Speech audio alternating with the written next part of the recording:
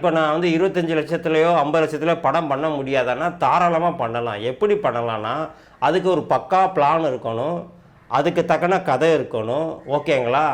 அப்படி இருந்தால் தான் நீங்கள் வந்து 25 லட்சத்துலேருந்து 50 லட்சத்துக்குள்ளே படம் பண்ணலாம். இப்போ நீங்கள் வந்து இந்த செலவு பிடிக்கிற பெருவாரியான செலவுகளை எப்படி கண்ட்ரோல் பண்ணுறதுங்கிற அந்த கண்ட்ரோல் தெரிஞ்சால் தான் உங்களால் அந்த 25 லட்சத்துலேருந்து 50 லட்சத்துக்குள்ள ஒரு படம் பண்ண முடியும்.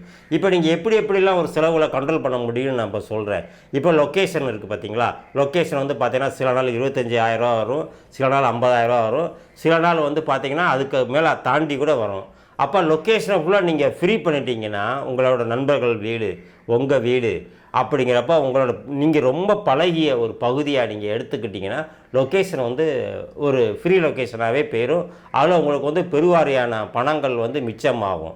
அப்போ நீங்கள் லொக்கேஷன் அந்த மைனஸ் ஆகிறப்ப உங்கள் பட்ஜெட்டில் குறைஞ்சபட்சம் வந்து பார்த்தீங்கன்னு வச்சுங்களேன், ஒரு 30 நாள் ஷூட்டிங் போடுறீங்கன்னா உங்களுக்கு வந்து 25 லட்ச ரூபா மிச்சமாகும். அடுத்து டெக்னீஷியன் எடுத்துக்கோங்க. இப்போ டெக்னீஷியன் எடுத்துக்கிட்டிங்கன்னா உங்களுக்கு ரொம்ப நெருங்கிய நண்பர்களாக இருக்காங்கன்னு வச்சுக்கோங்க. இப்போ நான்லாம் இருக்கேன், நான் போய் கிட்டத்தட்ட 25 வருஷமாக நான் சினி ஃபீல்டில் இருக்கேன்.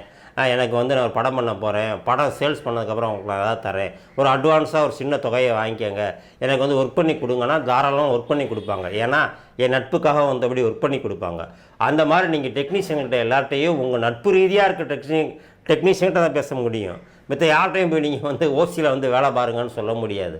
அப்படிங்கிறப்போ உங்கள் நட்பு ரீதியாக அவங்களுக்கு நிறையா டெக்னீஷியன்கள் இருந்தாங்கன்னா அதில் ஏற்படுற அந்த ஒரு 30 லட்சம் கிட்ட அந்த பட்ஜெட்டை நீங்கள் வந்து கண்ட்ரோல் பண்ணலாம். இன்னொன்று, யாருக்குமே பணம் கொடுக்காம நம்ம எதுக்கு படம் பண்ணணும்? நம்ம படத்தை பார்க்குறதுக்கு ஒருத்தவங்க 150 ரூபா செலவு பண்ணி தேட்டருக்கு வரணும்னு ஆசைப்படுறோமா இல்லையா?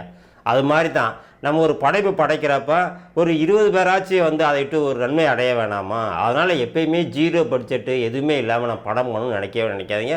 அப்படி நீங்கள் நினச்சிங்கன்னா அந்த படம் வந்து இந்த தேவி கருமாரியம்மன் தேட்டரில் வந்து நியூஸ் ஷோலாம் போடுவாங்க, ஃப்ரீ டிக்கெட் கொடுத்துலாம் ஏகப்பட்ட பேர் வந்து படம் பாருங்கன்னு சொல்லுவாங்க. அந்த மாதிரி குப்பை படமாக தான் இருக்கும். அந்த மாதிரி ஒரு படம் பண்ணுறதுக்கு நீங்கள் படம் பண்ணாமலே நீங்கள் இருந்துடலாம்.